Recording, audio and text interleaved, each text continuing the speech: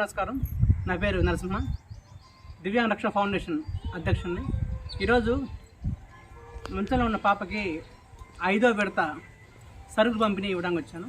ఈ సరుకులు పంపిణీకి దాతగా ఉన్న తవ్వ బ్రహ్మారెడ్డి గారికి మా తరపున, సరుకులు అందుకున్న పాప పేరెంట్స్ తరపున కృతజ్ఞతలు తెలుపుకుంటున్నాను. తను ఫస్ట్ నుంచి మాకు ఇటువంటి సేవలు చేస్తూ వచ్చాడు కనుక ఈ కార్యక్రమం అయిపోయిన తర్వాత సరుకులు ఏమేమి ఇస్తున్నామో అవి చూపిస్తాను మీకు.